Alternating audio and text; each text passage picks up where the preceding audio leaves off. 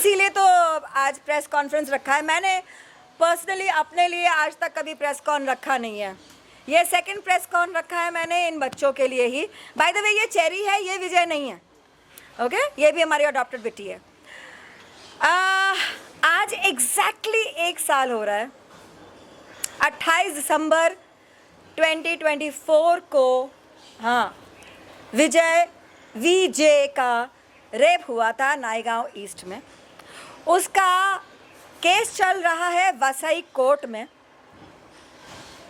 यकीन मानिए हमको कम से कम 1.5-2 महीने लग गए सिर्फ केस नंबर निकालने में। जो बच्ची थी जिसने रेस्क्यू किया था विजय को, वो पुलिस स्टेशन से कोर्ट जाती थी और कोर्ट से पुलिस स्टेशन। नंबर नहीं मिलता था कि कौन सा नंबर है हमारे केस का।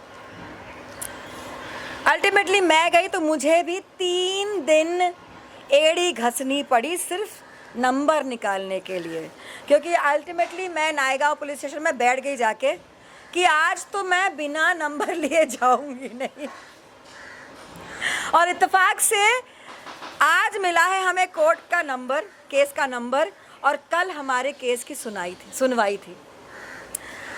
जब वहाँ पे जज ने पूछा कि रिमांड का पेपर कहाँ है अक्यूज्ड का, तो पता लगता है कि उसको तो रिमांड में भी नहीं लिया गया था। 26 तारीख को सेकेंड हियरिंग थी तो जज साहब नहीं थे। ऑब्वियसली छुट्टियों का मौसम है तो कोई सुनवाई नहीं हुई। तो बात यह है कि दुख इस बात का है कि जानवर के साथ ऐसा दुष्कर्म होता है तो भी हमें इतना दौड़ भाग करना पड़ता है।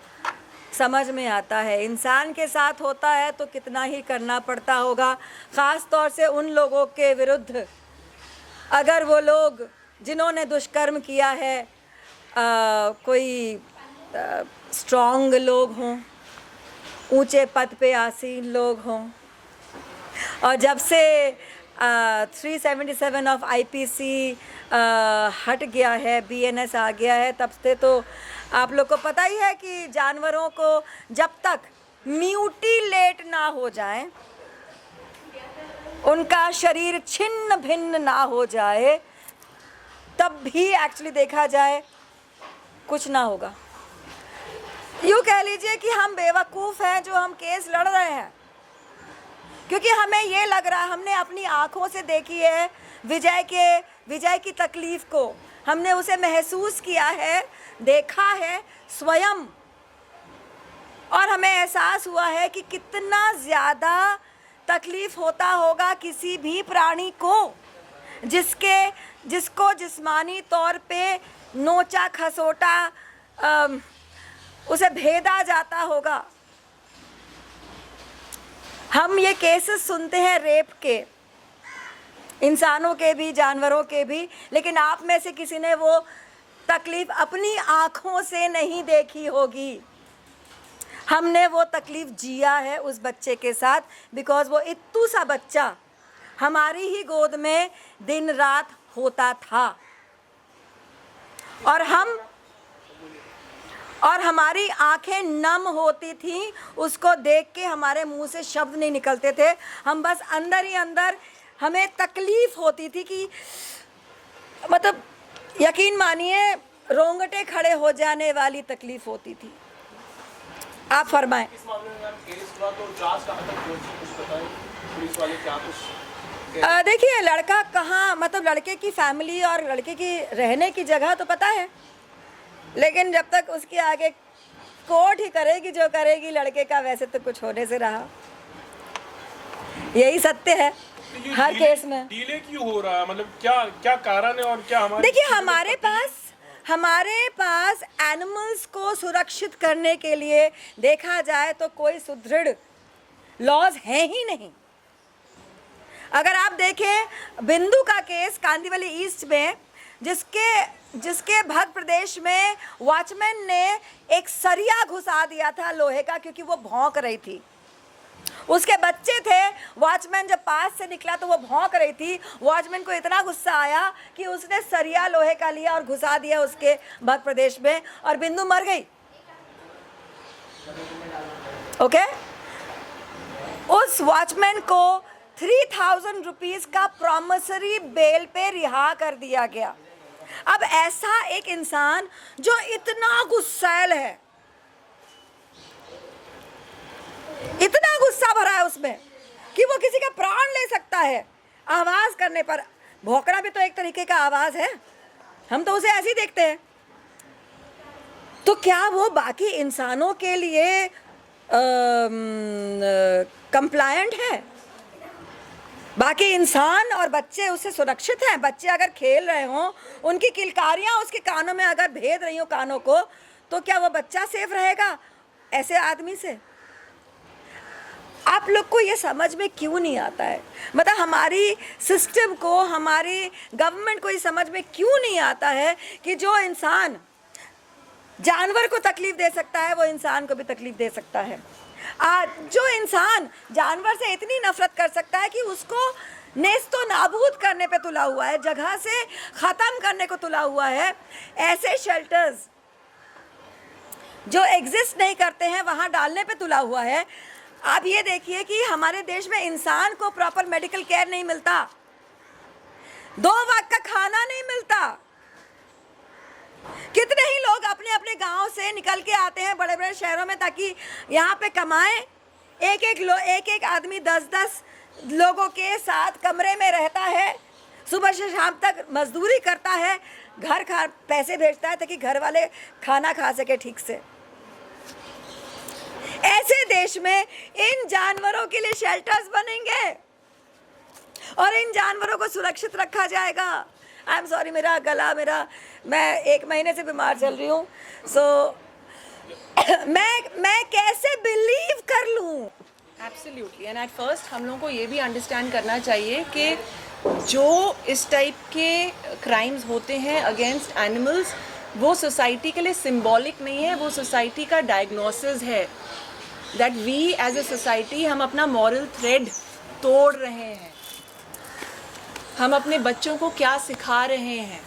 सो the things that we would love to request is कि जो लॉज हैं वो स्ट्रॉन्गर बने फॉर द एनिमल्स। हम तो करबद्ध रिक्वेस्ट करना चाहते हैं, करबद्ध निवेदन करना चाहते हैं कि हमारे सड़क के जानवरों को जहाँ रहते हैं, जहाँ वो पैदा हुए हैं, उनको वहीं रहने दिया जाए। इनफैक्ट एक जज साहब ने कई साल पहले ये सजेशन दिया था कि हर बिल्डिंग को 2 इंडी डॉग्स अडॉप्ट करने चाहिए। अगर वो ऐसा हो जाता तो ये हालत नहीं होती। वो लोग अपने ही डॉग्स को वैक्सीनेट कराते प्रॉपरली, उन्हें न्यूटर करवा लेते और तादाद अपने आप कम हो जाती और इंसानों के भीतर उन अपने बिल्डिंग के डॉग्स के प्रति प्रेम बढ़ता। And adding to that ma'am, एक और चीज़ जो बहुत ज़रूरी है करना, ABC के जो हमारे विंग्स हैं, जितने भी सेक्टर्स हैं, वो अपना काम कर रहे हैं या ना कर रहे हैं, उस पर चेक रखना बहुत ज़रूरी है। लाइक मैम सेड कि अगर वो काम सही तरीके से किया गया होता, सुप्रीम कोर्ट को अपना टाइम नहीं देना पड़ता for a hearing like this. मैं आज तक, एक सेकेंड सर, ABC के बारे में मैं इत्तेफाक से एक ABC सेंटर में गई और मैंने देखा कि वहाँ ऑपरेशन के बाद जो वुंड होता है उस पर बीटाडीन क्रीम लगा के उसको टेप किया जाता है और वो 5 दिन तक खोला नहीं जाता। उस ABC सेंटर में बीटाडीन क्रीम नहीं था, रिक्वेजिशन दी हुई थी, पता नहीं कब से वो आई नहीं थी। ओके, उस ABC जब डॉग्स का ऑपरेशन होता है, ये देखिए ये प्लीज देखिए, एक ऐसा सा चेकिंग की जाती है, ये होता है निशान लगा, ये निशान होता है कि इस बच्चे का ऑपरेशन हो गया है। इस निशान को करने के लिए फोर्सेप से यहाँ पे पकड़ा जाता है टाइट से, फिर एक और फोर्सेप लगाया जाता है, ब्लेड से काटा जाता है छोटा सा पोर्शन, और उस पर पोटेशियम परमैंगनेट के कुछ दाने डाल के कॉटन के ऊपर उस पर लगा दिया जाता है ताकि खून बहना रुक जाए। That is the procedure. Okay, कोई रॉकेट साइंस नहीं है वो। उस एबीसी सेंटर पे पोटेशियम परमैंगनेट नहीं था, वो लोग मोमबत्ती जला के इस जगह को जला रहे थे। ये है हमारे एबीसी सेंटर, मैम हमारे देश में जहाँ पे एनिमल्स को ऑपरेट करने के लिए फीमेल्स को ऑपरेट करते हैं तो गवर्नमेंट शायद 1300-1500 रुपये देती है, मेल्स के लिए 1000 रुपये देती है। तो देखा जाए तो ये बिजनेस सेंटर है, एबीसी सेंटर नहीं है। आपको तादाद कम करानी है ना, हम जैसे एनिमल लवर्स को सपोर्ट कीजिए, गवर्नमेंट हमको बुलाइए, हम करके देंगे। हम जो सारे फीडर्स हैं, हम मतलब फीडर्स एंड केयर गिवर्स, हमको बोलिए, हम करके देंगे। आपका काम सुनिश्चित तरीके से हम आपको करवा के देंगे, और अब तक कर भी रहे हैं। मैम हमारे देश में देखा गया है कि महिलाओं के साथ में रेप होता है तो रेपिस्ट बच जाते हैं, तो आपको लगता है कि एक जानवर के साथ में अगर रेप हुआ है तो इंसाफ मिलेगा? देखिए, एक 377 आईपीसी एक्ट का हट गया है, लेकिन एक ग्रुप ऑफ पीपल है जिन्होंने इस बात पे भी एक याचिका दायर की हुई है ऑलरेडी। इसीलिए हम इस केस को आगे भी बढ़ के चल रहे हैं कि एक ना एक दिन अगर उस याचिका पे सुनवाई हो जाती है और कुछ भला हो जाता है तो हमारे विजय को भी न्याय मिल जाएगा। Rape is rape, sexual assault is sexual assault, theft is theft. कोई डिफ्रेंसिएशन नहीं है, वो इंसान ही कर रहा है। आज कुत्ते के साथ कर रहा है, कल इंसान के साथ करेगा। We need to understand that. And please don't wait for rarest of rare cases to happen. जब तक you don't nip the bud at the budding stage, इस देश का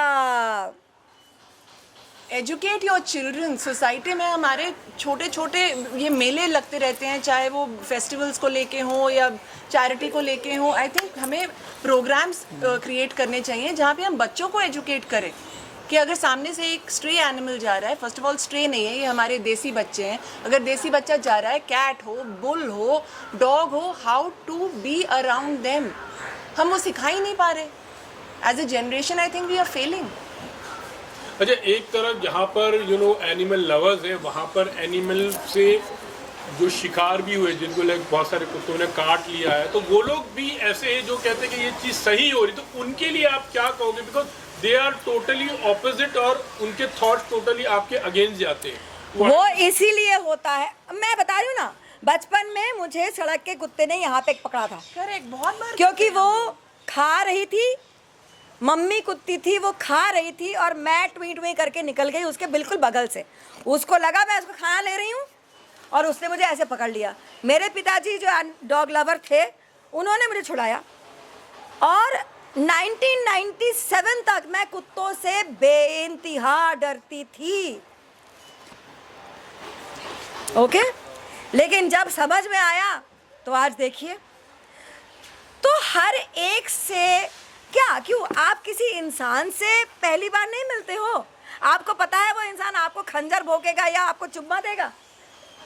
क्या हो रहा है?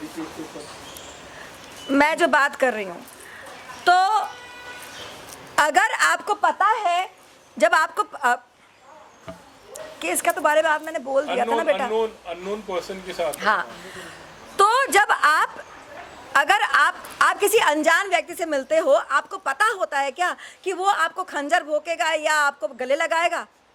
नहीं पता है ना। तो आप कैसे जानोगे कि एक जानवर से मिलने के लिए आपको क्या करना होता है? जब तक कि आप जानना नहीं चाहोगे, आप अवगत नहीं होना चाहोगे, आप सीखना नहीं चाहोगे, आप कैसे इनके साथ एक राब्ता बनाओगे? और सिंपल सी चीज़ ये है कि हमें पता है कि रेप्स होते हैं, हमें पता है कि चोरी होती है, एक आदमी ने किया या औरत ने किया, क्या सारे आदमी रेपिस्ट हो गए? क्या सारे आदमी चोर हो गए या सारी औरतें मैनिपुलेटिव हो गई? नहीं ना, हर एक का एक पर्सनालिटी ट्रेट होता है। And please understand, for an animal to bite a human being there has to be a reason. वो बिना रीज़न के कोई भी एनिमल आपको अटैक नहीं करेगा। लाइक शी सेड, अगर एक लेपर्ड का भी पेट भरा है ना और वो अपने एनवायरनमेंट में है, who is not feeling attacked. जैसे कि आपने बताया कि आप खुद करने को तैयार है, एबीसी क्या आप... नहीं, मैं तो करती आई हूँ। मैंने अपने एरिया के कम से कम 400 बच्चों का खुद एबीसी कराया है। 25 साल से मैं ये काम कर रही हूँ बेटा। एनजीओ तो मैं पिछले 5 साल से चला रही हूँ। मेरा एनजीओ सिर्फ मेडिकल सेंटर है जहाँ पे मोस्टली टूटे फूटे बीमार बच्चे आते हैं, उनका दवाई की जाती है। एबीसी भी करते हैं हम लोग, लेकिन वैसे देखिए एबीसी सेंटर चलाने के लिए ना बड़ी जगह चाहिए जहाँ पे कम से कम 1500 कुत्ते रखे जा सके एक वक्त पे। वो ना तो हमारे पास जगह है भाई, वो इंफ्रास्ट्रक्चर हमारे पास है नहीं। लेकिन कभी आपने कोशिश किया लोकल पॉलिटिशियन के पास जाके, जैसे कि असलम शेख बहुत बड़े पॉलिटिशियन है? नहीं, क्या किसी मैं politician के पास जाके भाई, आप- मुझे ना पॉलिटिक्स से बहुत डर लगता है। बिना पॉलिटिक्स से कैसे आपको हेल्प मिलेगी? मुझे माफ़ कर दो। गवर्नमेंट से आप आज तक मैं अपनी कमाई से ही काम करती आई हूँ। 25 साल हो गए। जब से एनजीओ चला रही हूँ तब से मैं बोलती हूँ, पोस्ट डालती हूँ कि भैया पैसे नहीं है तो कुछ दोस्त उनकी जो क्षमता होती है उसके हिसाब से मदद कर देते हैं। उसी तरीके से चल रहा है भैया। मैं गवर्नमेंट से, बिकॉज वो गवर्नमेंट से कलम घिसाई और आज अगर अर्जी डाली है 10 साल बाद काम होने की जो प्रोसेस है, क्योंकि भैया मैं तो टेबल के नीचे पैसा नहीं दे सकती, मुझसे ना होने वाला, नहीं मतलब अगर आप बातचीत ना होने वाला। देखिए, अगर इंटेंट होता ना तो आज हम इस सिचुएशन में नहीं होते। ईरानी प्लीज हियर मी। नहीं, Understand स्मृति this. दोस्त है। 1 सेकंड रुक जाए, इस बात पे बोलने दे। स्मृति दोस्त है। स्मृति से आज तक मैंने अपना पर्सनल कोई काम नहीं कराया है और नहीं कराऊंगी। दोस्ती का जो लेवल है उसको मुझे ऐसे नहीं करना है। दोस्त